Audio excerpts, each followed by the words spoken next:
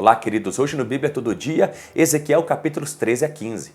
Leia as porções das Escrituras para que você tenha o melhor proveito do vídeo, tá bem? Vamos lá.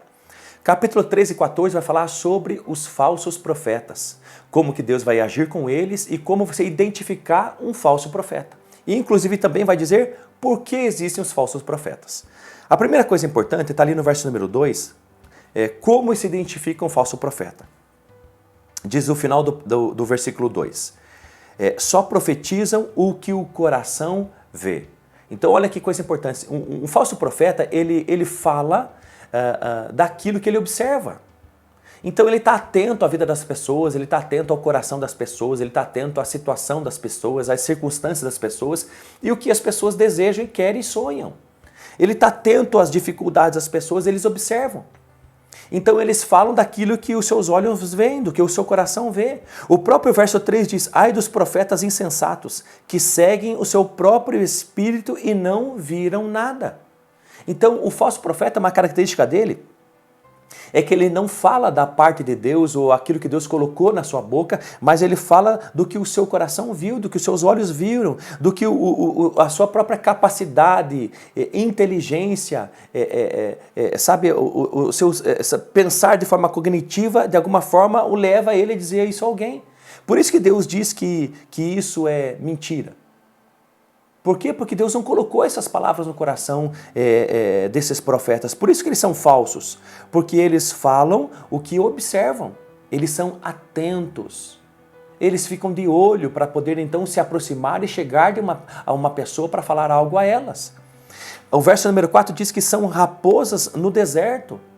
Olha que coisa mais interessante.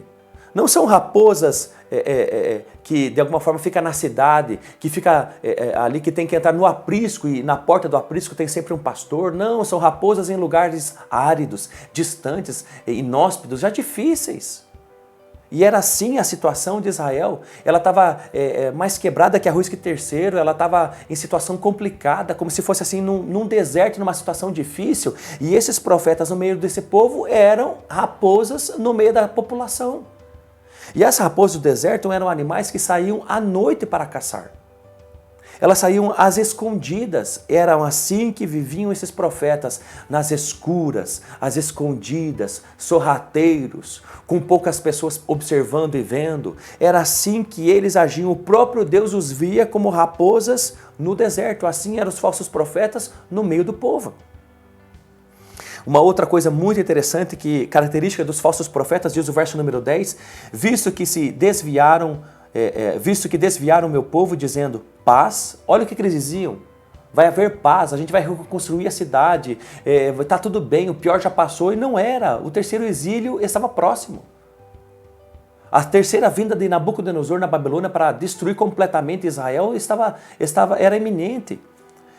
Paz, quando não há paz, e quando fazem uma parede, rebocam-na com argamassa fraca. Olha o que Deus estava dizendo. Falsos profetas que diziam o que Deus não havia dito, contrário inclusive àquilo que Deus dizia. Por quê? E aí eles ainda rebocavam a parede com argamassa fraca. Eles escondiam os seus segredos, os seus erros aos olhos dos outros. E porque Deus chama a rebocar a parede com argamassa fraca? Porque Deus estava vendo todos os seus erros, as suas mentiras, e que eles encobriam e escondiam, e Deus estava dizendo: vocês vão ter que prestar conta de tudo isso. Essa é uma característica do falso profeta. Ele tem muitos erros. Ele tem muitas falhas. Por ele não dizer aquilo, por ele dizer contrário ao que Deus disse, o que acontece? Aquilo que ele fala como profecia não se realiza, não acontece. Então, como que perdura um falso profeta quando ele fala algo que não vai acontecer? Ele tenta encobrir as suas mentiras, aquilo que ele disse. Ele tenta justificar. E de alguma forma ele tenta rebocar a parede com uma argamassa fraca, é uma argamassa que cai. Quando vier uma prestação de conta, um vento, cai facilmente. E Deus estava dizendo que vai cair essas mentiras, Deus estava de olho e vai cair. Olha, uma outra coisa espetacular sobre um falso profeta, diz o verso número 18, e diz: assim diz o Senhor Deus, ai das que costuram pulseiras mágicas no braço e que fazem véus para a cabeça de pessoas de toda a estatura para caçar vidas. Olha uma outra característica do falso profeta, ele cria coisas para que os seus ouvintes se apeguem a elas. como se fossem amuletos. Ele dá a essas pessoas, aqui o texto diz que pulseiras mágicas, né, em algumas traduções, travesseiros, almofadas, em véus para a cabeça. O falso profeta, ele dá coisas para que as pessoas depositem a sua fé naquilo, a sua esperança, como um amuleto, como proteção, como segurança. Ó, leve para casa isso. Ó, tome isso. Olha, use isso. Coloque isso na sua estante, na sua geladeira, na sua porta. Olha, coloque isso no seu pulso. Essa é uma característica de um falso profeta. Ele dá ao povo amuletos. E qual é o problema disso? O problema disso é que o povo olha para isso como verdade e coloca a sua esperança nisso. Isso é idolatria. E é por isso que Deus abomina essas coisas. Uma outra característica do falso profeta é aquilo que diz ali o verso 18, na parte do meio do verso, né? De toda a estatura, o que ele faz com pessoas de toda a estatura para caçar vidas. Os falsos profetas caçam vidas, eles caçam pessoas, eles querem amarrar as pessoas a si mesmo.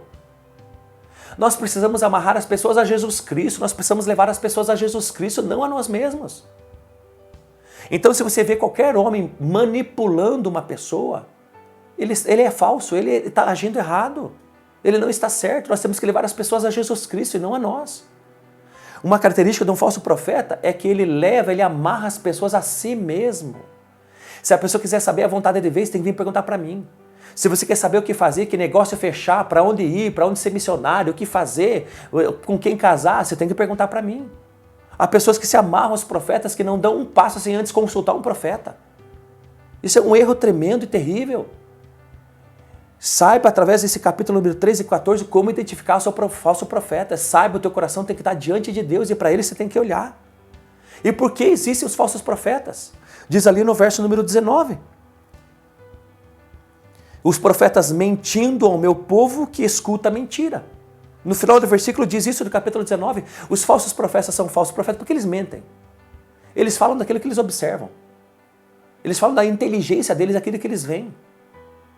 E por que existem falsos profetas? Porque existe demanda, porque existe gente que escuta, porque eles mentem e existem pessoas que acatam essas mentiras, que querem essas mentiras, porque existem pessoas que vão procurar os profetas, porque existem pessoas que querem ouvir coisas boas, porque existem pessoas que ouvem dos profetas mentiras e querem essas mentiras.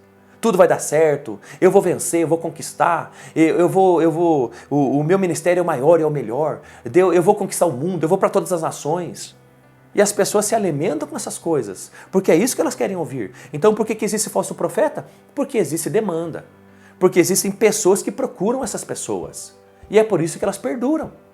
Mas elas vão prestar conta diante de Deus e também essas pessoas, esses ouvintes, esse povo que os procura. Por quê? Porque acabam idolatrando esses homens, esses profetas. Porque acabam idolatrando aquilo que também esses profetas dão e dizem a eles. E acabam se afastando de Deus, que é o que diz o capítulo número 14. Para que possam reconquistar o coração da casa de Israel, que se distanciou de mim por causa dos seus ídolos. Olha que interessante o que diz o verso número 5 do capítulo número 14. Deus está dizendo aqui que o coração do seu povo se distancia dele e vai através de ídolos, porque a mente do seu povo foi maculada, foi manchada, foi distorcida. Mas Deus vai reconquistar seu povo e vai reconquistar seu coração, sua forma de pensar. E Deus vai destruir os nossos ídolos e a gente vai voltar para Deus com o coração quebrantado e humilhado. Então eu quero te pedir uma coisa baseada no verso número 5 do capítulo número 14. Como é a sua fé? Como é a sua vida com Deus? Como é que é a sua fé? É uma fé real? É uma fé pessoal? Ou a fé que você tem em Jesus Cristo depende de uma pessoa? Depende de um profeta, de um pastor, de um mestre, de um evangelista, de um apóstolo? A fé que você tem em Jesus Cristo é porque você vive com Deus, porque você tem as suas experiências com Deus, porque Ele fala com você, Ele te fortalece, Ele te corrige, te disciplina, você lê as Escrituras, você ora, você tem uma vida com Deus. Ela é pessoal e é real ou é fantasiosa? Ou você tem que ir até alguém para então esse alguém falar das coisas de Deus para você? Saiba de uma coisa, não permita que a sua mente seja aprisionada e a sua dedicação a Deus seja enfraquecida por causa de uma pulseirinha, uma fita vermelha no carro, um falso profeta, alguma coisa que você queira ouvir. e escuta de uma pessoa e tem aquilo por boca de Deus e não é. Não, não tenha sua mente enfraquecida, a sua dedicação enfraquecida a Deus, não. Volte para Deus. E não coloque ninguém de intermediário entre você e Deus, a não ser um só, o Filho do Homem chamado Jesus Cristo. E é isso que, por fim, fala o capítulo 13 e 14. Isso é tão interessante que no final do capítulo 14, agora, Deus vai falar uma outra coisa maravilhosa, vai falar sobre 3 homens, vai falar então sobre Noé, Daniel e Jó. E diz o texto, mesmo que esses 3 homens, Noé, Daniel e Jó, estivessem ali, né, estivessem no meio de vocês, pela sua justiça, livrariam apenas a própria vida, diz o Senhor Deus. Esses homens, Noé, Daniel e Jó, eram pessoas extraordinárias de relacionamento profundos com Deus. E tão profundos que eram com Deus que seriam salvos pela sua justiça, mas salvariam apenas a si próprios. Então, do verso número 12 até o verso número 23, o final do capítulo número 14, Deus vai dizer que cada um é responsável pela sua própria vida. E que o pecado de um pai não é derramado sobre a consequência, sim. A consequência dos pecados das gerações anteriores, dos nossos ancestrais, podem sim recair sobre nós. Se eles gastaram mal o dinheiro de uma forma dissoluta e perversa e não há dinheiro para comida na mesa, isso é uma consequência do pecado, mas os pecados dos nossos pais não são imputados sobre nós. É o que diz essa porção do capítulo número 14. Então cada um vai ter que prestar conta diante de Deus e cada um é responsável pelos seus próprios pecados. Por que Deus está falando sobre isso? Porque o povo de Israel, aquele que permaneceu lá, estava dizendo que aconteceu o que aconteceu e a idolatria estava enraizada na terra e as pessoas estavam com o coração duro diante de Deus e aquilo tudo aconteceu, a destruição toda, por causa do pecado dos seus pais, dos seus avós, dos seus bisavós ancestrais. Deus estava dizendo, nananina não. Cada um é responsável pela sua própria vida, cada um é responsável pelos seus pecados e cada um vai ter que prestar conta para mim.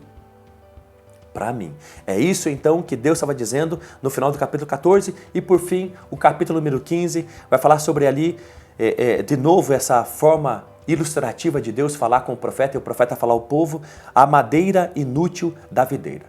Então há muitas madeiras fortes e robustas para construções, né, que você coloca para sustentar uma laje fresca que você ali não quer que ceda, né, uma laje que você acabou de construir. Mas aqui está falando sobre uma madeira muito fraca, a madeira de videira. E é uma madeira muito fraquinha mesmo.